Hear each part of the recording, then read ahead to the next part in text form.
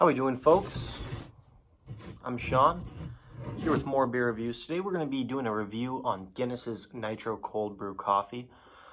This is something relatively new to me, not something I've seen in my stores up until recently. Maybe it's due to the upcoming St. Paddy's Day, but who knows? To start off, not necessarily the biggest fan of Guinness. Along with that, not necessarily nitrogen beers in general. I'm not a fan of the no carbonation. I do like the creaminess, but again, the lack of carbonation can get to me on some of those beers. But I do like beer. I do like coffee, so I guess we should see how this goes. To start off here, we'll look at the nutrition facts. This is a 14.9 fluid ounce can. It's coming in at 4% ABV, so pretty low. So if this is something that you do like, something you could probably have a session on, although from what I have heard, it's pretty strong tasting, so not necessarily something that I think you would want a session. But from what I have heard, a lot of people think it's a great dessert beer, great morning beer. If, you know, on the weekend you got some time off, you want to start a little bit early, maybe that's something you could think about. But so for 12 ounces, you're coming in at 114 calories, 8.5 grams of carbs, and 1.1 gram of protein. All right, well, let's crack this open and get a pour on it. Ooh, that's that nitrogen for you.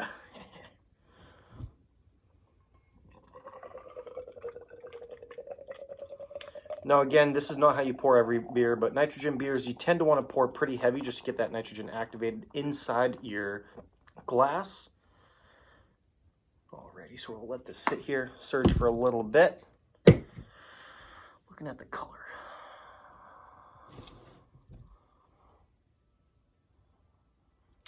Pretty good color, pretty similar resemblance to Guinness. Got a nice little head on there, good froth. Let that sit for a couple of seconds. Well, all right, folks, we're going to take our first taste here. Hopefully you enjoy. Leave a like, comment, subscribe. If you have any ideas or any beers that you'd be looking for me to review, give my own personal opinion.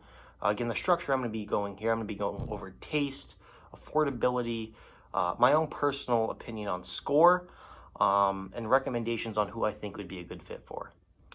So let's get in. Cheers. Have a beer with me. Let's enjoy.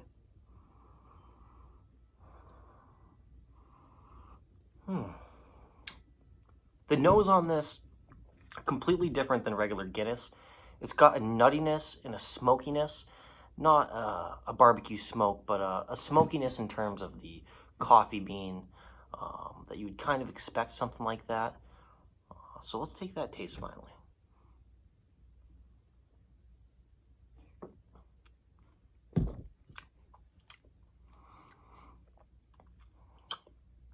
Wow, I'm actually very pleasantly surprised on this. Like I said, I'm not actually the biggest fan of regular Guinness. I know, shoot me for it. A lot of people are fans. Personally, not my thing. But I would say this is pretty good. Take another taste here.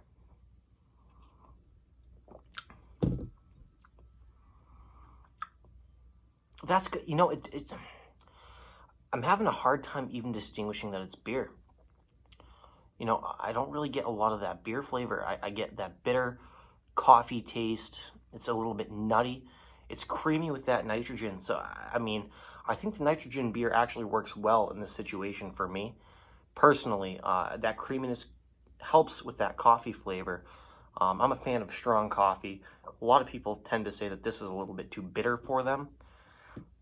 I don't see that. I see that it works well with that coffee flavor.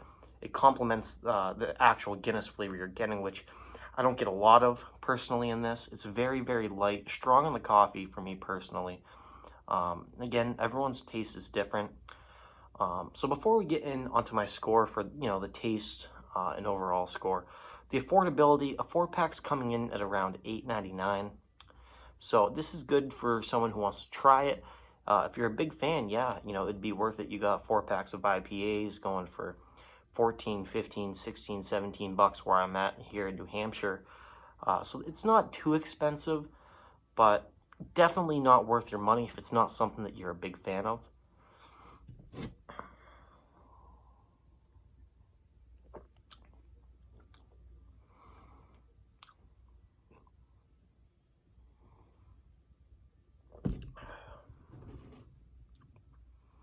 Yeah, I'm still getting that nuttiness in that coffee. If I had to say who this would be for, I'd say it's for someone. It's a great dessert beer to start off for. You know, after a long hard day, even if you already had a couple of beers, you know, and maybe you're feeling pretty good. This isn't something that's really going to put you down the couch like some other, you know, hard stouts that you would drink. It's only 4%, so it's relatively light on the alcohol. Yet the flavor's there. It doesn't taste like a 4% beer.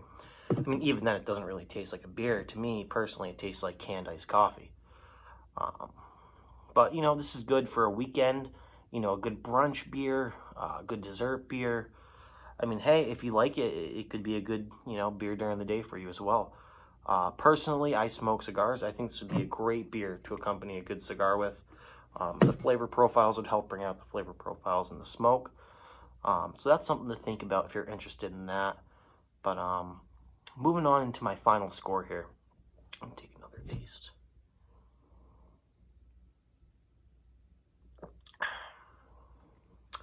All right, so I'm going to take into account the looks on the beer, the flavor on the beer, the affordability on the beer, everything that you could think about.